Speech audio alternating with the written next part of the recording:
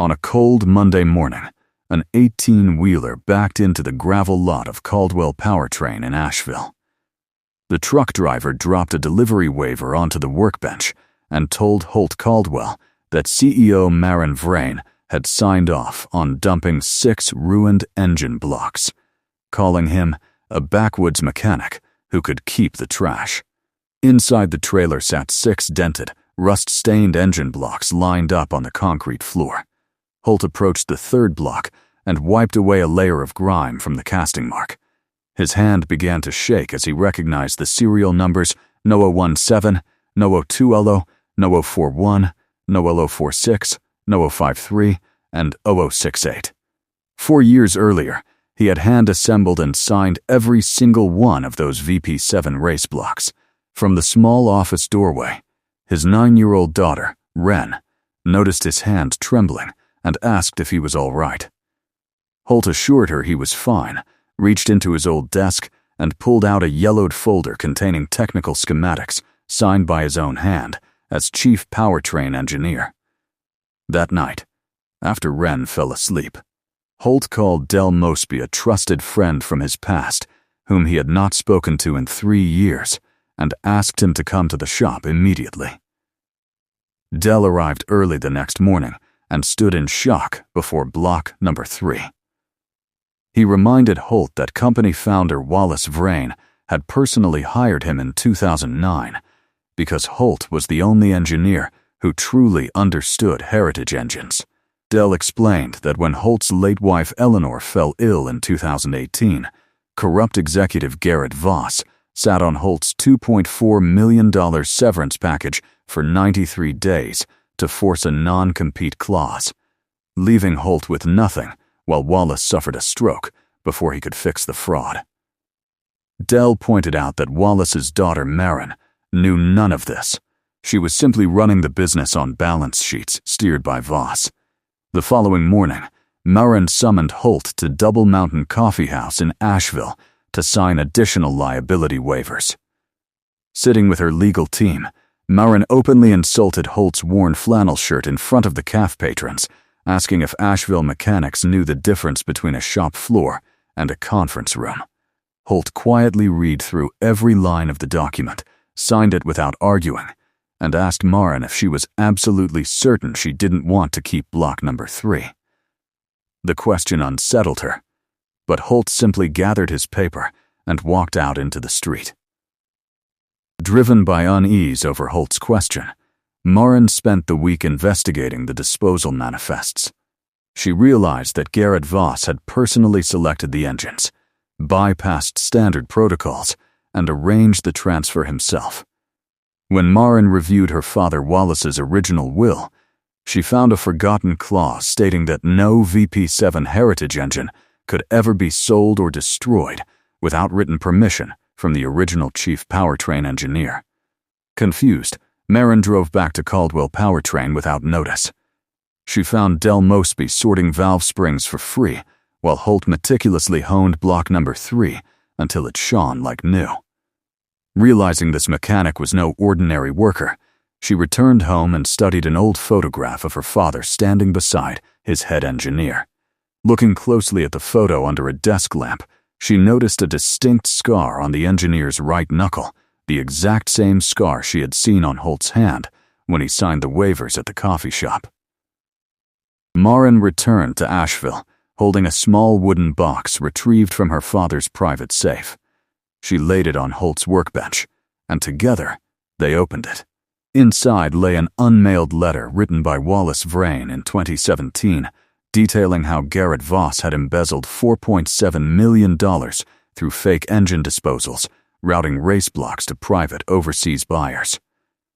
The box also contained a legal codicil naming Holt as Heritage Engineering trustee with 12% equity in Vrain Holdings, alongside a USB drive holding complete evidence of Voss's financial fraud. Over the next few weeks, Holt, Del, and Maren worked side by side to restore the engines, while Wren kept them company in the shop office. By the 5th week, engine number 1 was mounted inside the dyno testing chamber. Holt handed the ignition key to Maren, asking her to start it just as her father used to have guests do. When she pressed the button, the V8 engine caught smoothly and roared to life, registering 612 horsepower, surpassing its original 2014 racing specifications. Marin immediately contacted technical buyer Mr. Bellini, who agreed to buy all 6 restored engines for $3 million, with Holt waiving his personal commission, so the money went directly to the company. When Garrett Voss walked into Marin's Charlotte office with a lawsuit aimed at seizing Holt's restored engines, Marin handed him a printed wire transfer record proving his embezzlement. Security guards escorted Voss from the building, and 2 days later, Marin brought Holt into an emergency Vrain Holdings board meeting. Before the assembled directors, Marin presented the bank logs, Wallace's unmailed letter, and Del Mosby's notarized testimony over 42 quiet minutes. The board voted unanimously to reinstate the VP7 engineering program, appoint Holt as chief powertrain engineer, reporting directly to the CEO, pay out Holt's delayed $2.4 million severance package with accrued interest, and refer Garrett Voss for criminal prosecution. By March of the following year, the reinstated VP7 racing program entered car number 17 into the Daytona International Speedway endurance race. Wren sat in the pit garage with ear protection and a telemetry notebook, tracking lap times alongside Dell and Holt. Car 17 led its class through 4 grueling hours, crossing the finish line first in GT. The pit crew erupted in celebration, and Holt pulled Wren and Moraine into a proud embrace as the team raised the victory trophy. That evening on the hotel balcony overlooking the ocean, Holt looked back on the journey from the 6 dust-covered engine blocks to the racing victory. He reflected on Wallace Vrain's belief that engines and lives both depended on proper valve timing, arriving at the exact right moment, neither too early nor too late. Standing side by side in the quiet night air, Holt and Moran looked forward to building a clear, honest future together. Following their victory at Daytona, Holt and Moran returned to Asheville to focus on the future. Rather than relocating the engineering department to Charlotte, Marin established Caldwell Powertrain as the official performance headquarters for Vrain Holdings. Work began immediately on designing the VP8 prototype. Holt spent his days at the shop floor workbench, guiding Dell and teaching Wren advanced engine dynamics, while Marin managed corporate operations during the week and spent her weekends at her rented house in Asheville. As autumn leaves covered Sweeten Creek Road, Marin walked into the shop bay on a Saturday evening, carrying warm drinks for the team. Dell and Wren were busy reviewing drafting schematics at the desk, while Holt was carefully wiping down his precision tools. Marin set a mug on the bench beside Holt and smiled as the evening light filled the room. The past had been righted, their work was thriving, and everything had finally fallen into place at just the right time. As winter thawed into spring, the focus at Caldwell Powertrain shifted entirely to bringing the VP8 prototype from paper to reality. Holt spent endless hours in the dyno room adjusting fuel flow rates and exhaust manifold geometry, while Dell hand-machined custom alloy pistons. Marin split her time between corporate meetings in Charlotte and testing sessions in Asheville, ensuring the company's financial backing remained fully behind Holt's vision. Wren, now nearly 11, took her role in the shop with absolute seriousness. She had moved on from simple telemetry notes to monitoring live thermal efficiency graphs during test runs. One afternoon during a high RPM bench test, Wren noticed a subtle fluctuation in oil pressure on the digital readout before any warning alarm sounded. Holt immediately stopped the run and found a microscopic metal shaving caught in the filter line. Wiping his hands, he looked at his daughter with deep pride, realizing she possessed the exact same instinct for engines that Wallace Vrain had recognized in him years ago. With the bench testing complete, the VP8 prototype was fitted into a test chassis and transported secretly to Virginia International Raceway for real-world track trials. The air was crisp as the car rolled out onto the pit lane for its first high-speed session. Holt stood on the pit wall wearing his old headset, while Marin and Wren stood right beside him, watching the black test car vanish around turn 1.